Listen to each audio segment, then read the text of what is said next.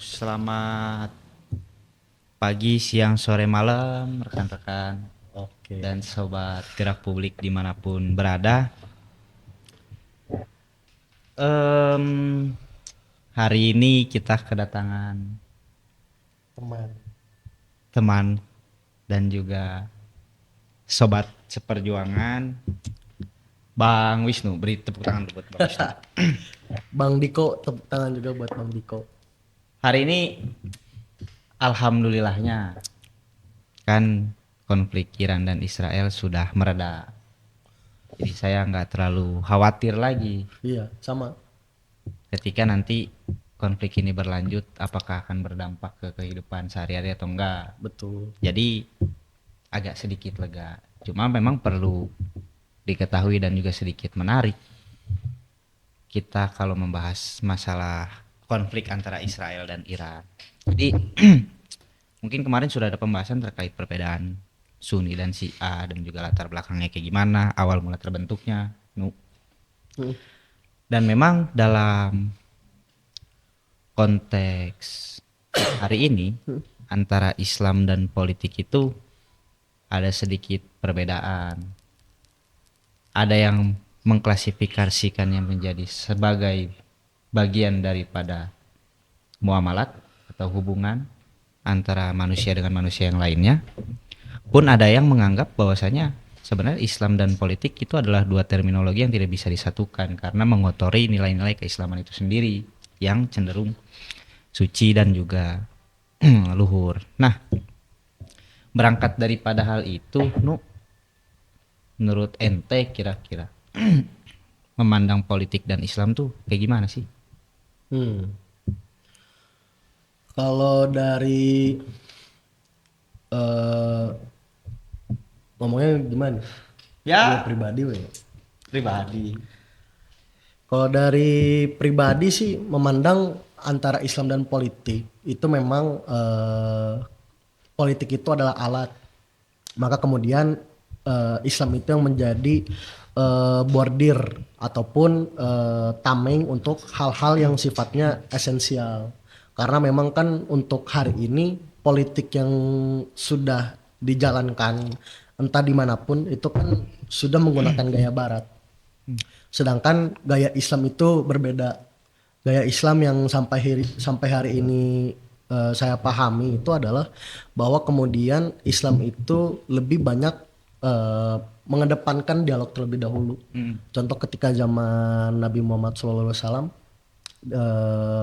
ketika ada konflik dengan kaum Quraisy, itu kan memang Nabi Muhammad itu selalu mengedepankan dialog. Ketika memang dialog tidak selesai, maka kemudian barulah terjadinya yang dinamakan perang mungkin ya. Jadi sebenarnya Islam dan politik itu menurut hemat saya pribadi tidak pernah berbentrokan. Malah politik itu menjadi alat.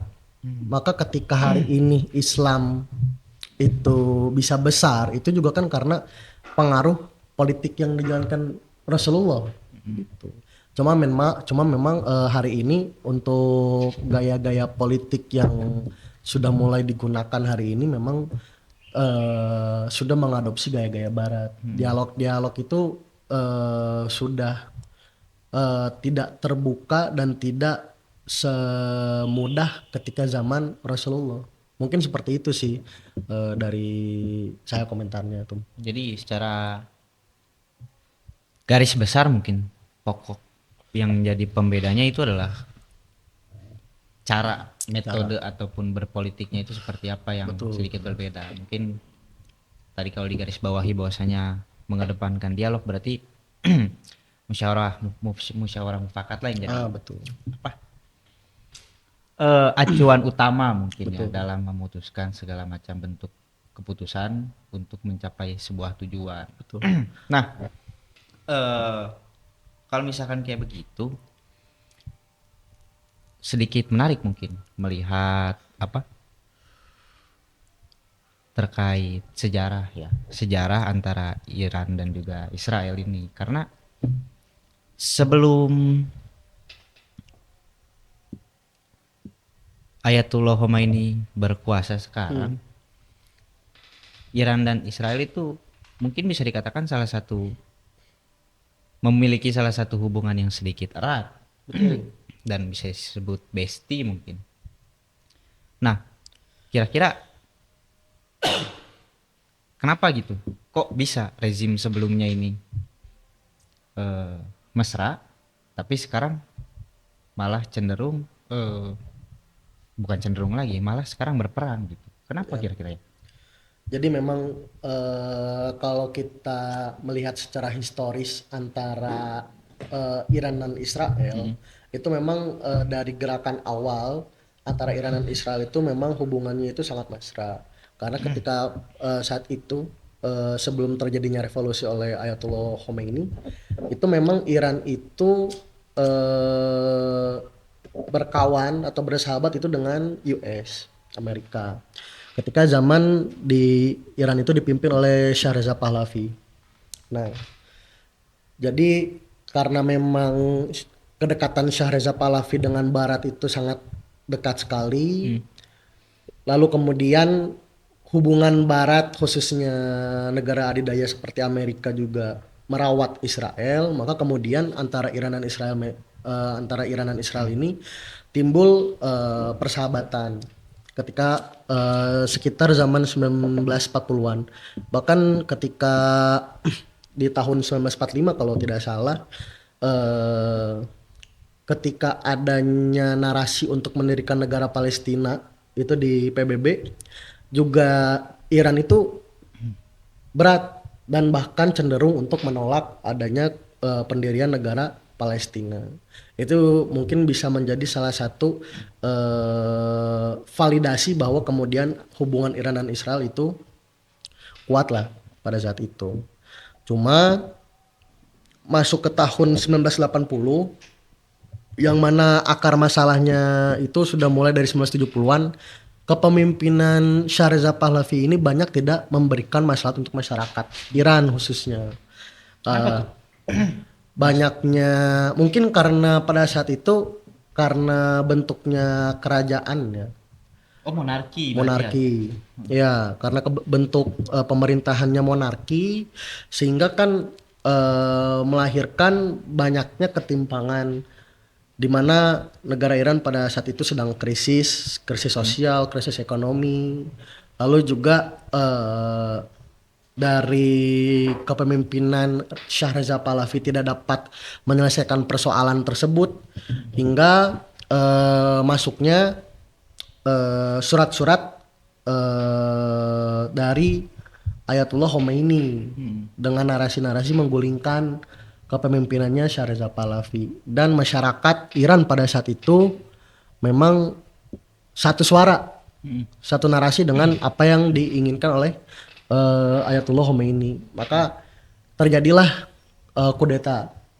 Terjadi kudeta, Shah Reza Pahlavi kabur, kalau tidak salah kabur ke Amerika, dan sampai hari ini kepemimpinan Iran itu dipegang oleh yang bentuknya Republik Islam. Jadi dipimpin oleh imam. Imam itu yang memiliki kedudukan paling tinggi. Absolut berarti. Absolut. Dia yang bisa menginstruksikan terkait militer, terus juga kebijakan-kebijakan. Terus juga ketika imam ini mengucapkan suatu keputusan, maka kemudian masyarakat juga harus mengikuti, mengamini, karena kan samina watona. Tetapi juga ada presiden, yang mana memang presidennya ini ya ditunjuk oleh imam itu sendiri. Tapi untuk keputusan itu absolutnya ada di imam tersebut, yaitu Ayatollah Khomeini. Mungkin kalau sekarang Ayatollah Khomeini ya, mungkin seperti itu sih. Menarik ya, tapi kan ini jadi dua tokoh politik yang memiliki corak berbeda dengan purifikasi Islamnya mungkin lah ya, Ayatollah Khomeini dan juga Shah Reza Pahlavi yang notabene sebelumnya sebenarnya latar belakangnya juga kan Islam, cuma memiliki cara pandang berbeda dalam memandang Islam. Nah, yang menjadi latar belakang keduanya berbeda kan itu. Ya. Tapi awal mula hubungan kedekatan Syahreza Pahlavi apa gitu sehingga dia ini kayak kekunci stang, mau nggak mau harus nurut dan tunduk sama Barat. Ya. Ya kalau untuk membicarakan persoalan tersebut kan memang pada akhirnya kita cuma bisa berasumsi ya, Bang Diko.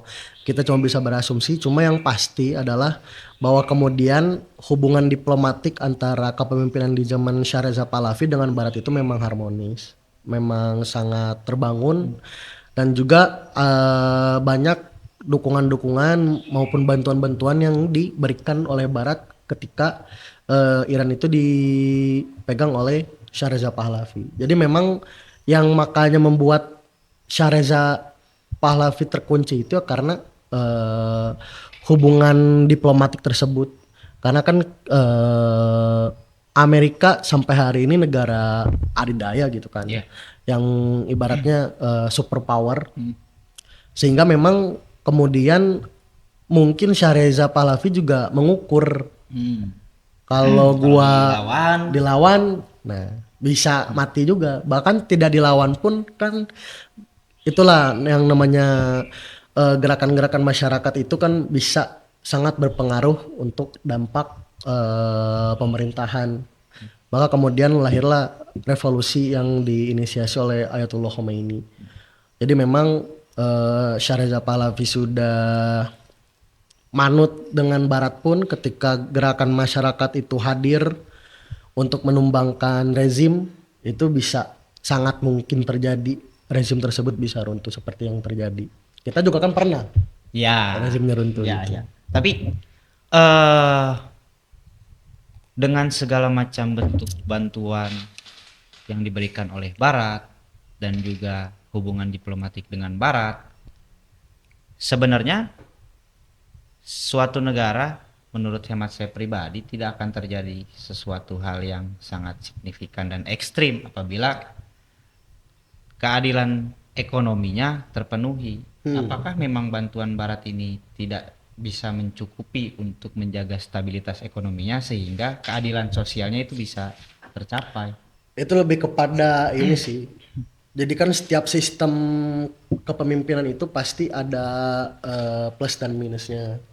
Dan memang mungkin kalau menurut saya pribadi untuk sistem kepemimpinan atau kenegaraan yang menggunakan monarki itu memang banyak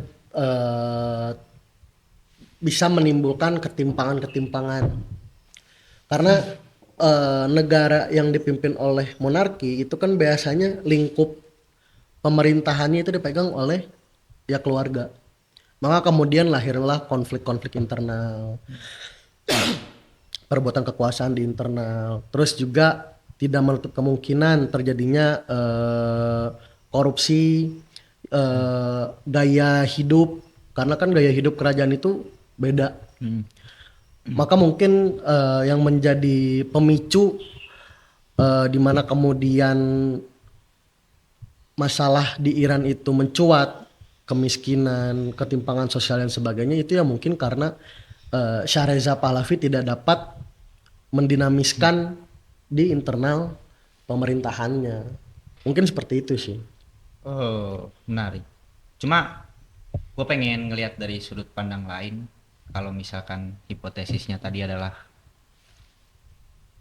sistem kepemimpinan dan juga sistem bernegara yang bersifat monarki itu cenderung korup, cenderung menciptakan kesenjangan yang merata. Kalau gue tarik ke Saudi Arabia misalkan, ke Arab, kan dia juga menggunakan sistem monarki. Ya. Cuma mereka bisa menggunakan resources yang ada, baik SDM maupun SDA-nya diberdayakan, sehingga kesejahteraan pun terjaga.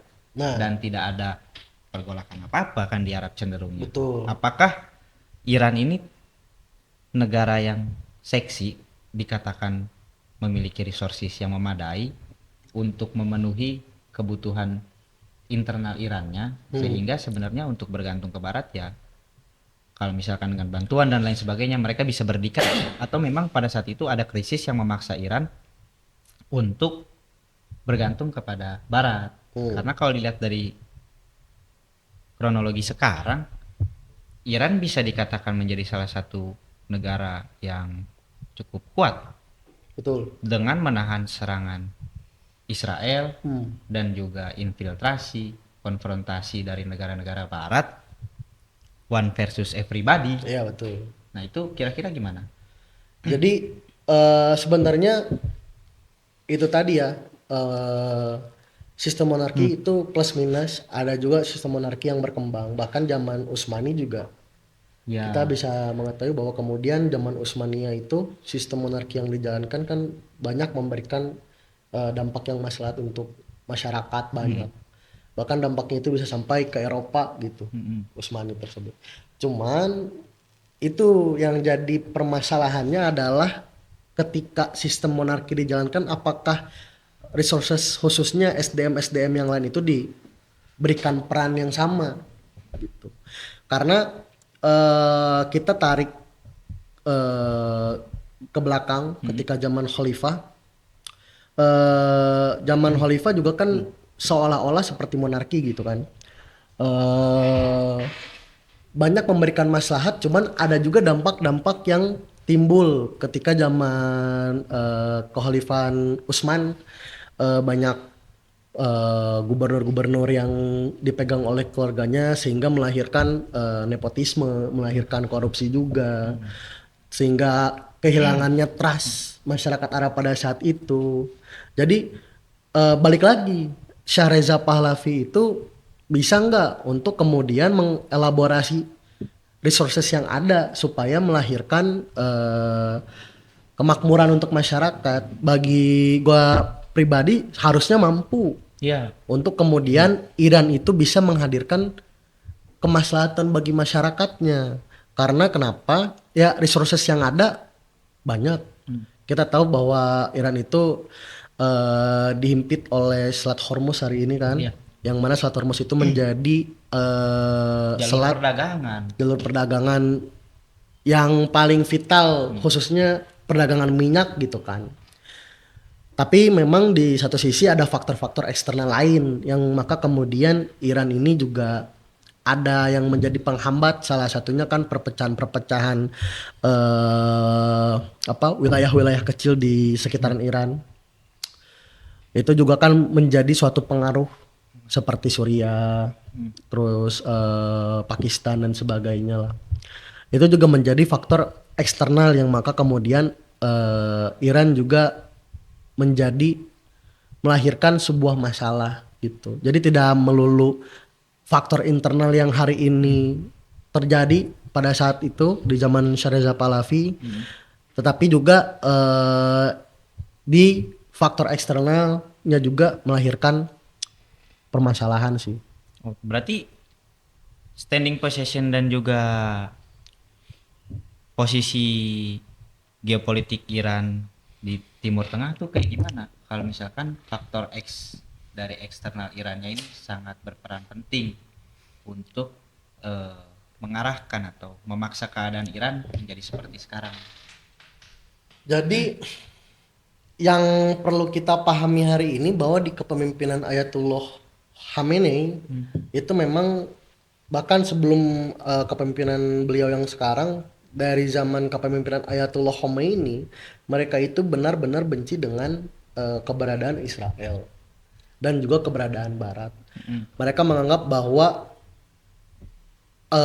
negara Barat khususnya Amerika itu merupakan virus yang ada di Timur Tengah, gitu. Maka kemudian mereka seperti punya spirit bahwa negara Barat dan juga Israel itu adalah dua negara yang menjadi virus terjadinya konflik di Timur Tengah. Mungkin yang bisa kita lihat bahwa hari ini juga Israel kan berkonflik dengan Palestina di Gaza.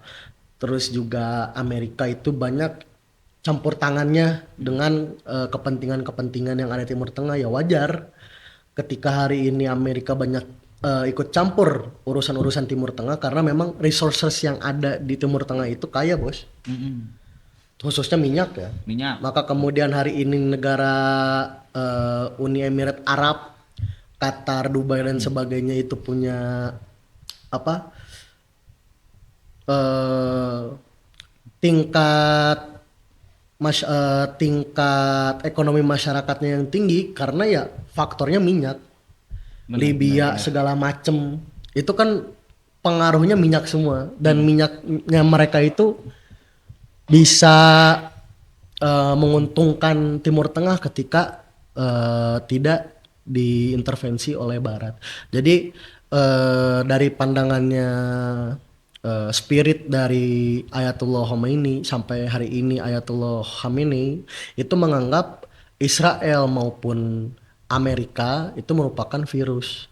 Dan kita ketahui juga bahwa pendirian adanya negara Israel itu kan berasal dari spiritnya Theodor Herzl Mm-mm. gitu kan.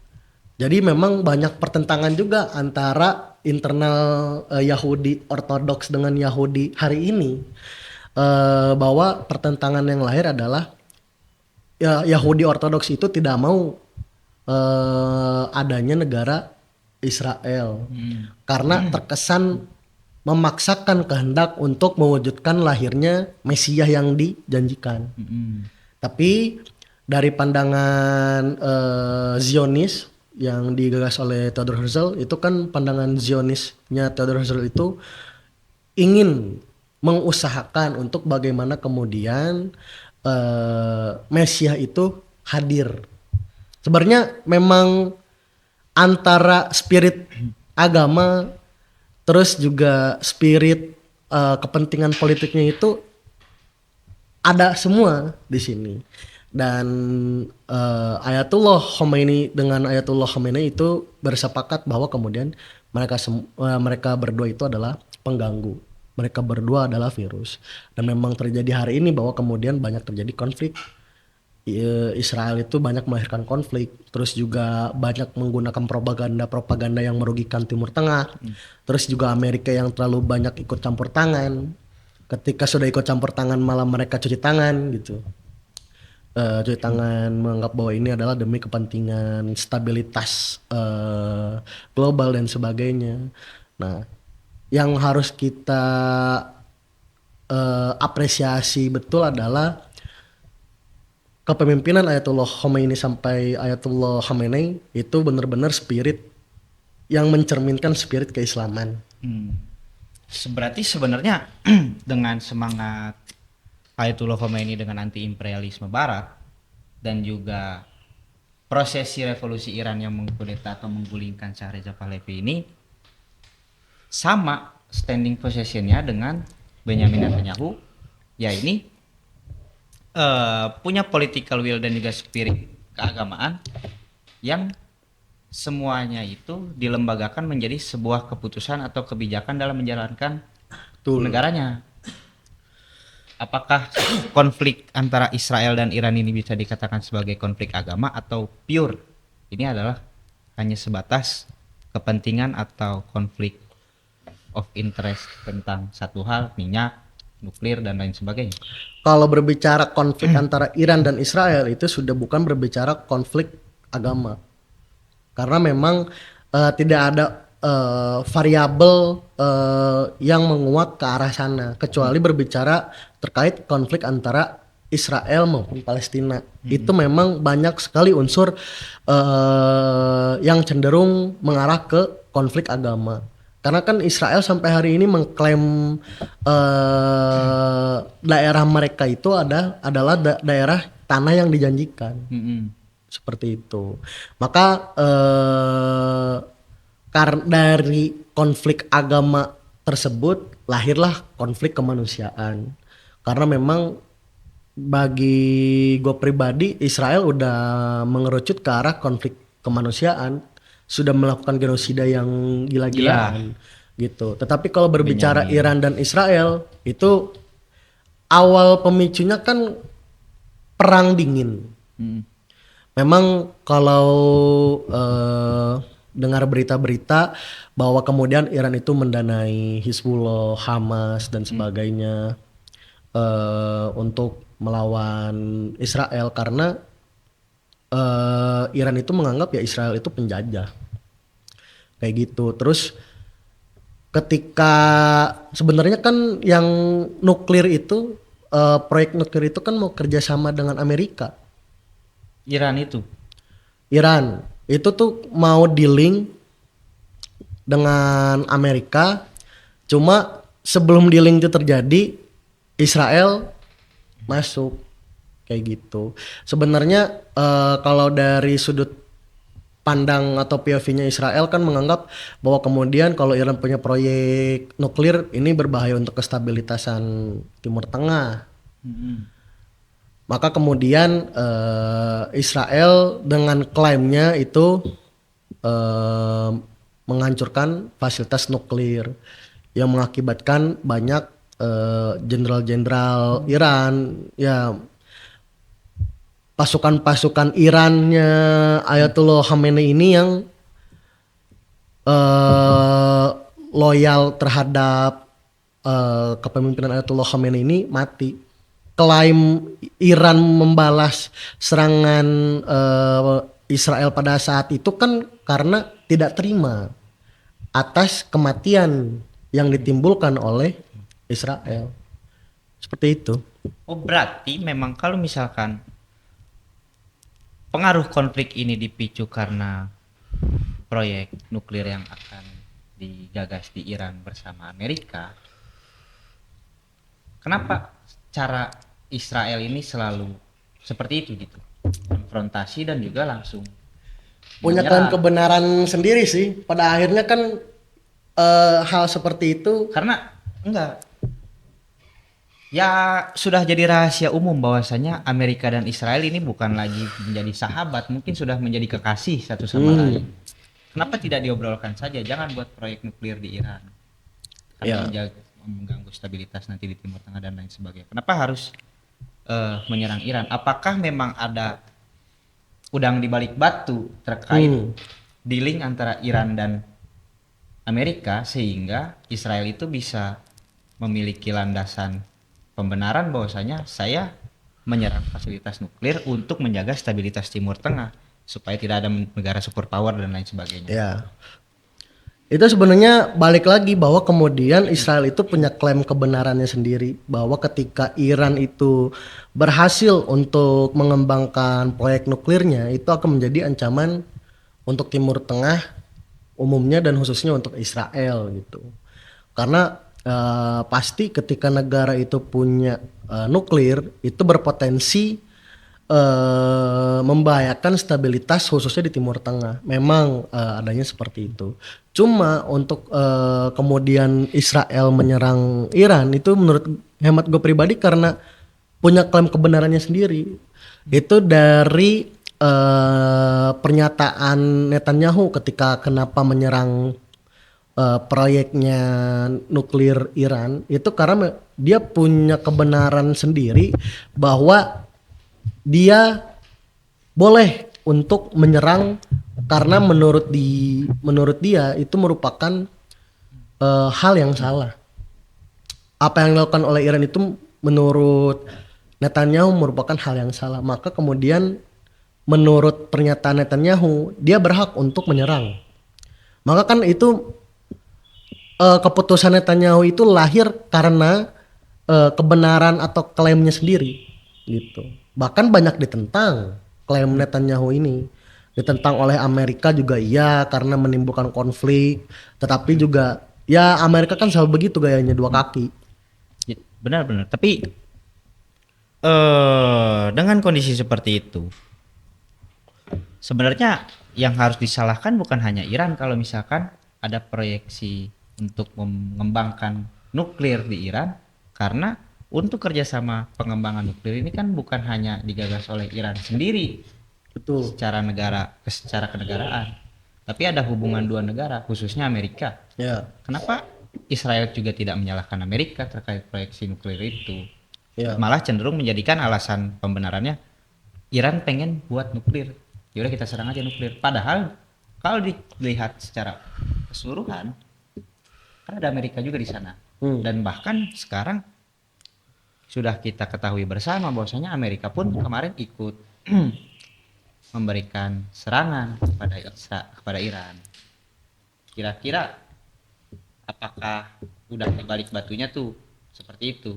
Amerika menawarkan proyeksi nuklir kah kepada satu dua negara, sehingga yang jadi martir dan juga yang menjadi ujung tombak untuk meluluh lantahkan dengan alasan adanya pengembangan proyeksi nuklir itu Israel, atau kayak gimana? Kalau dari hemat gue pribadi, kenapa pada akhirnya ini terjadi konflik yang memicu hampir terjadi perang dunia ketiga ya? Itu karena memang apa yang disampaikan Bang Diko tadi, memang banyak unsur-unsur tipu daya muslihat antara Amerika terus juga Israel, karena memang dari proyek awal itu, dari berita yang pernah gua baca, Iran itu pernah mau ada tekan kontrak dengan Amerika untuk pengembangan nuklir. Itu juga kan arahnya mungkin kalau dari yang gua lihat adalah bagaimana kemudian Amerika tuh ingin masuk ke Iran, karena di enggak Iran itu punya kekuatan yang susah untuk ditumbangkan. Revolusi hari ini tuh susah untuk ditumbangkan gitu. Itu pertama. Kedua juga Iran itu negara yang memang sulit untuk Amerika bisa masuk dengan leluasa. Tidak seperti Arab Saudi, terus juga Qatar dan sebagainya yang memang sudah menjalin banyak hubungan. Amerika ini sulit untuk masuk ke Iran karena Ayatullah Khamenei ini tuh memang betul-betul menganggap dunia barat hari ini tuh penjajah lah, virus gitu. Tetapi kenapa kemarin hampir tekan kontrak dengan Amerika? Ya karena resources yang ada ya, resources yang ada sampai hari ini terkait nuklir itu kan yang memang sudah panjang historisnya ya Barat kayak gitu. Maka kemudian Amerika mencoba masuk, Israel yang menentang. Israel karena tidak terima, padahal Israel kan punya nuklir juga. Ya. Israel punya nuklir. Ya menentang karena khawatir tersaingi mungkin ya. Terus juga memang memberikan semakin membuat legitimasi bahwa Iran adalah negara superpower di Timur Tengah itu semakin kuat gitu. Jadi Israel merasa terancam, maka memiliki klaim kebenaran Netanyahu itu untuk menyerang fasilitas nuklir di Iran, sehingga terjadilah bola panasnya itu kemana-mana gitu. Bola panasnya itu kemana-mana. Iran menyalahkan Israel, terus sudah menyalahkan Israel, saling serang di permukaan, tiba-tiba Israel ngadu ke Amerika, sampai ya akhirnya banyak intervensi yang hadir gitu. Cuman kan setelah banyaknya intervensi dari Amerika, Amerika juga akhirnya cuci tangan.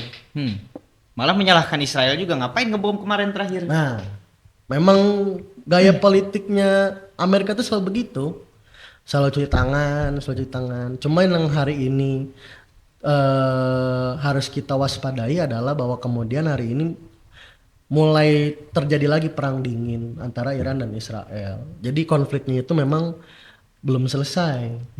Untuk konflik yang di permukaannya mungkin selesai, tetapi untuk konflik lainnya sampai hari ini, kalau Bang Diko selalu update antara Iran dan Israel, hari ini sedang perang dingin. Iya, tuh. Kayak gitu.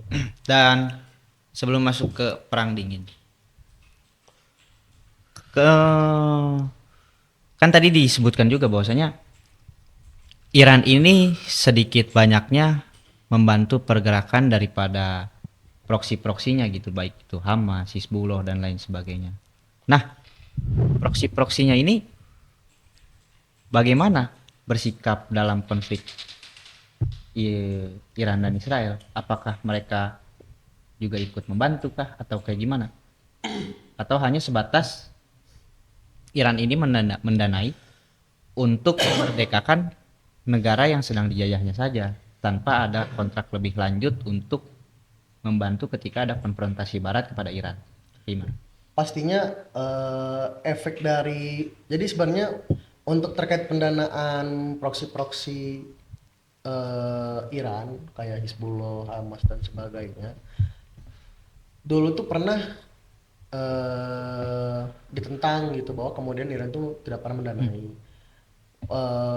Tetapi memang kan hari ini yang terjadi bahwa kemudian memang proksi-proksi ini tuh memang disinyalir didanai oleh Iran, walaupun Iran tidak mengklaim hal tersebut ya. Cuman memang efeknya tuh kalau sampai hari ini proksi-proksi yang didanai oleh Iran itu memang untuk pembebasan. Contoh aja Hizbullah, Hamas itu kan memang pembebasan. Cuman tidak menutup kemungkinan bahwa kemudian proksi-proksi ini akan membantu. Kemarin ketika perang Iran dan Israel mulai panas kan proksi-proksi itu mulai memberikan sinyal untuk kemudian merespon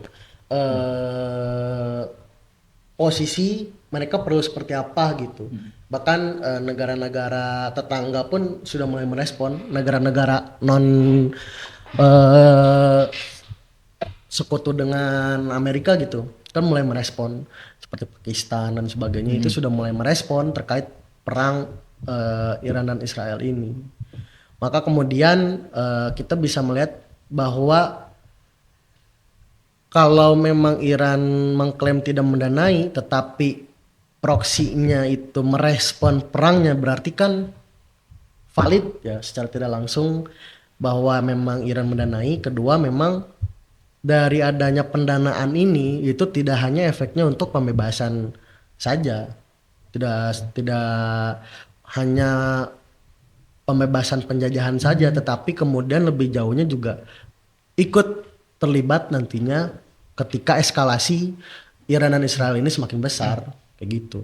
Nah, menarik ya kalau misal tadi seperti itu, karena secara garis besar konflik Iran dan Israel itu tidak hanya menyangkut hubungan antara Iran dan Israel, tapi ada berbagai macam proksi, bahkan negara-negara yang ikut andil di dalamnya, entah itu negara adidaya seperti Amerika ataupun Rusia dan juga mungkin Tiongkok. Kalau dari sudut pandang Israel ini ada campur tangan Amerika yang sejauh itu, bahkan sampai ikut memberikan sinyal untuk berhenti dan juga ikut untuk mencoba menengahi. Apakah Iran ini tidak punya hal yang sama, hubungan diplomatik dengan negara lain, entah itu Rusia atau Tiongkok, dalam memandang konflik ini? Gimana kira-kira? Sebenarnya hubungan diplomatik Iran itu kuat dengan Rusia ya, hubungan diplomatik, bahkan ketika konflik fasilitas nuklir diserang oleh Amerika kan Menteri Luar Negeri Iran itu ketemu dengan Presiden Putin gitu. Jadi itu kan menandakan bahwa kemudian hubungan diplomatik antara Iran dan Rusia ini sebenarnya mesra juga dengan negara-negara lain, mungkin seperti Cina juga sama ya. Cuma yang perlu kita apresiasi itu adalah bahwa kemudian kepemimpinan Iran yang dipimpin oleh Ayatollah Khamenei ini tuh masih tidak mau melibatkan aliansinya untuk konflik internal mereka, bahkan cenderung menutup dulu nih. Oke, gue tahu lu mau bantu aliansi kayak Rusia, Cina, cuma gue tutup dulu nih karena gue bisa sendiri. Dan itulah mungkin hebatnya Persia ya, karena tidak menafikan bahwa kemudian semangat yang lahir hari ini tuh karena ya historis bangsa, sejarahnya, historis bangsa bahwa Iran itu ya bangsa Persia dulunya. Dan itulah semangat yang gue apresiasi betul bahwa Ayatollah Khamenei ini tuh pede untuk bisa menyelesaikan konfliknya sendiri tanpa melibatkan banyak orang, bahkan tidak takut ketika diserang oleh Amerika Iran juga kan membalas gitu. Padahal kan Trump sudah menyampaikan di media bahwa ketika ada bentuk perlawanan dari Iran, maka Amerika akan memberikan dampak yang lebih besar lagi. Cuman kan hari ini cuci tangan. Karena Amerika juga mengukur, bos, di belakang Iran siapa. Ketika melihat yang di belakang Iran seperti apa, ya Amerika juga cuci tangan dan mengukur bahwa ya sudahlah, mending gue cuci tangan aja ketimbang eskalasi ini makin besar. Cuma dengan hadirnya Amerika kemarin ini yang menandakan bahwa eskalasi ke depan mungkin akan lebih besar, walaupun hari ini sedang perang dingin lagi. Cuma tidak menutup kemungkinan eskalasi ke depan lebih besar, dan sampai hari ini kan masih terbuka dialog antara Iran dengan Rusia. ya. Gitu. Nah, itu yang patut untuk diwaspadai oleh kita, khususnya kita selaku masyarakat Indonesia gitu, bahwa kemudian dengan menganggap remeh konflik antara Iran dan Israel, karena ketika eskalasinya semakin besar, ini juga akan mempengaruhi stabilitas Indonesia. Sampai hari ini aja kan harga minyak naik gitu, gara-gara konflik Iran Israel.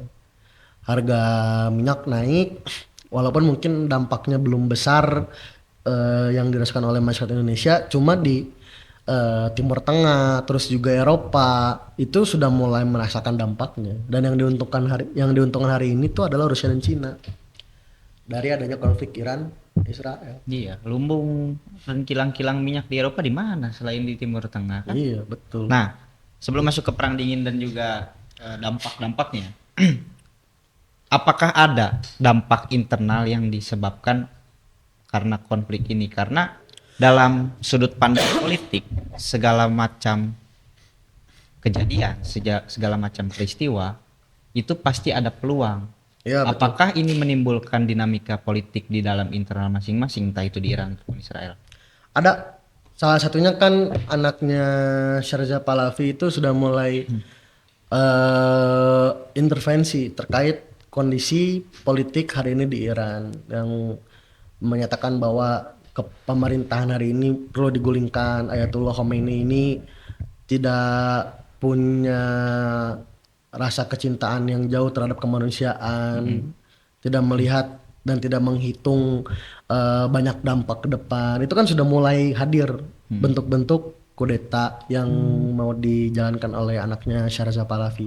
Cuma ya sampai hari ini masyarakat Iran masih tertib dengan pemerintahan hari ini. Ketika pasca perang selesai juga kan saling merayakan antara kedua negara. Pun juga di Israel juga timbul juga pergolakan di internal Israel juga. Walaupun memang pergolakan tersebut itu tidak sebesar Iran, karena kan Iran ada dua kepentingan gitu. Yang satu kepentingannya Ayatullah Khomeini, yang satu kepentingannya anaknya Sharza Pahlavi, yang memang berbeda. Kalau di Israel itu lebih kepada mengapa kemudian Israel ini nggak mau untuk menyudahi gitu dari permintaan masyarakatnya ya. Walaupun memang banyak juga dukungan masyarakat yang hadir ketika masyarakat Israel mengklaim bahwa Iran harus dibebaskan, kalian tidak bisa mengekspresikan banyak hal di zaman Ayatollah Khomeini, lu nggak bisa nggak pakai kerudung segala macam. Ya, narasi-narasi itu hadir, cuma di satu sisi juga banyak yang menolak juga karena eskalasinya hampir besar kemarin kayak gitu. Nah, sekarang kan sudah memasuki fase gencatan senjata dan mungkin entah itu hasil akhirnya seperti apa ya. Cuma yang pengen ditanyain ya, apakah alasan perang ini berhenti itu karena alasan kemanusiaan dan juga kedewasaan antara kedua negara?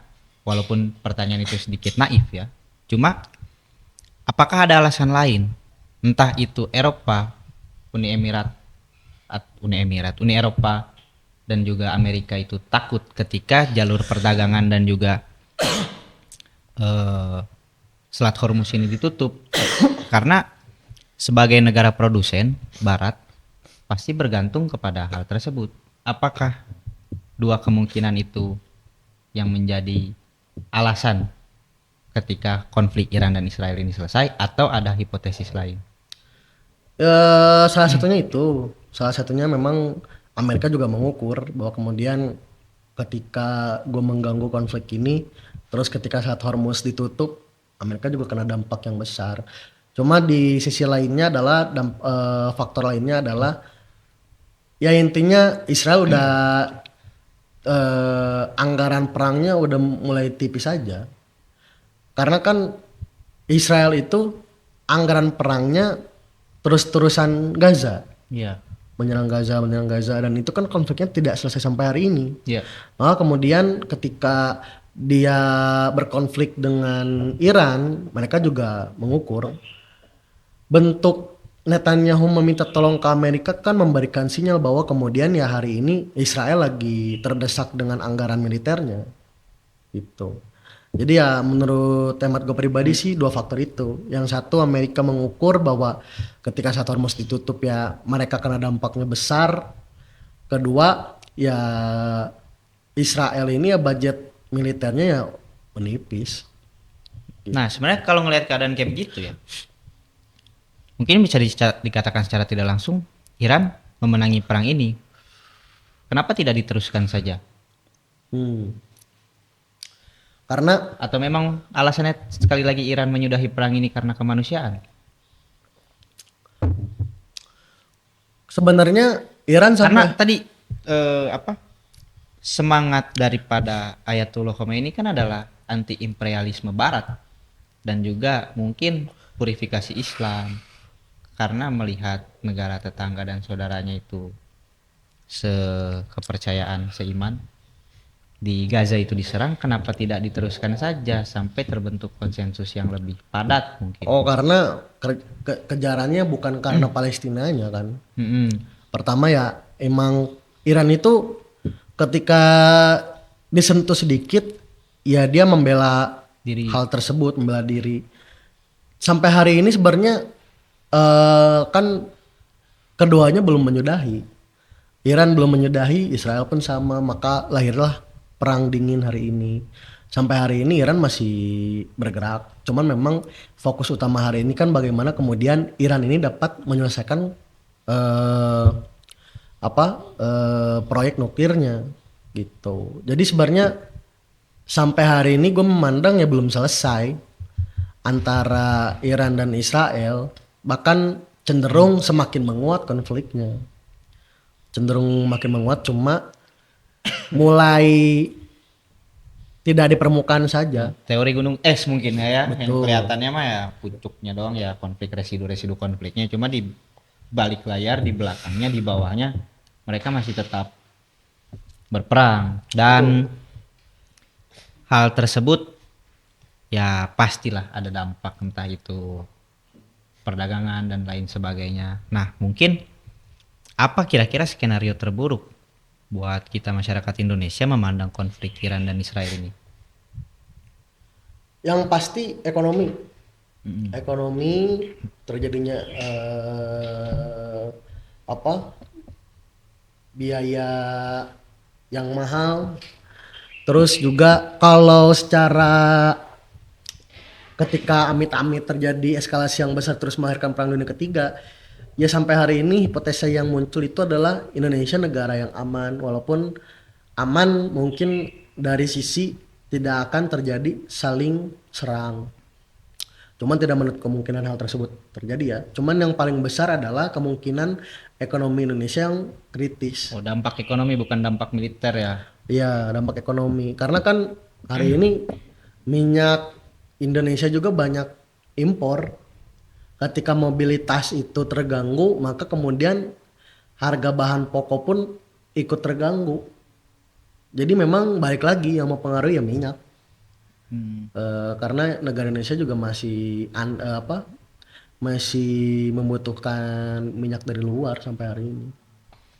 Iya. Dan mungkin pertanyaan terakhir ya, sebelum apa namanya kita menutup pembahasan terkait Iran dan Israel dari kemarin, mungkin secara teologi, terus juga secara historis, bahwasanya Persia ini seperti apa, Israel ini seperti apa, dan juga sekarang sudah masuk ke pembahasan terkait eskalasi konflik yang berlangsung. Apakah ada, karena sebelum bertanya segala macam kemungkinan kan harus kita pikirkan. Ya. Apakah ada resolusi dan juga ruang diplomasi yang bisa menjadi patokan untuk kedua negara ini tidak berkonflik lagi? Apa memang ini secara alamiah dan natural akan terus berlanjut? Kira-kira bisa disudahin nggak dengan berbagai macam solusi? Kalau Sudah mengkristal ini sebenarnya, tinggal menunggu waktu saja. kalau menurut hemat gue pribadi sampai hari ini ya malah lebih mengarah ke sudah mengkristal semuanya, tinggal menunggu bom waktunya aja. Jadi menurut gue pribadi untuk adanya dialog terbuka antara Iran dan Israel itu sulit karena sampai hari ini ya rezim Ayatollah Khomeini memandang ya Israel itu penjajah. Sampai hari ini memandang penjajah. Proksi-proksinya juga dijalankan semua kan, didanai sampai hari ini. Jadi sebenarnya untuk adanya dialog itu tidak mungkin kecuali intervensi eksternal, Rusia, Amerika, Cina, karena penentunya negara itu doang bos, itu doang, nggak ada lagi, tinggal Rusia mau gimana, Amerika mau gimana. Cuman kan keduanya ini saling Ya, beda nafas perjuangannya, betul. saling klaim bahwa mereka yang terkuat. Maka ya kita mendoakan yang terbaik ya, pada akhirnya kita cuma bisa mendoakan yang terbaik, semoga selesai. Cuman agaknya kemungkinannya itu 70-30. Yang mana nih yang 70? Mana yang 30? 70 mengkristal bahwa kemudian kita tinggal menunggu bom waktunya konflik Iran Israel ini, karena sudah panjang. Itu kan sudah bukan tahun ini aja, dari tahun sebelumnya juga udah mulai panjang. 30-nya bisa damai, tapi ya peran eksternal itu yang hadir. Cuman Amerika hari ini ya peran eksternalnya bukan mendamaikan, pada akhirnya malah membuat makin panas gitu. Tinggal sikap Rusia Cina bagaimana, juga Korea Utara mandangnya gimana nih, seperti itu sih. Siap. Cukup padat juga pembahasan hari ini. Mungkin kalau di breakdown lebih jauh kayaknya 20 SKS ya. 20 SKS 20 panjang. SKS ya. Mungkin pembahasannya kita sudahi terlebih dahulu. Terima kasih Terima kasih Bang juga Wisnu Bang sudah Diko, terima kasih juga. menghadirkan diskusi yang menarik, sudah meluangkan waktunya. FYI teman-teman, Bang Wisnu ini ori dari London ya, meluangkan waktunya untuk mengisi podcast. Sekali lagi saya ucapkan terima kasih. Siap, thank you Bang Diko.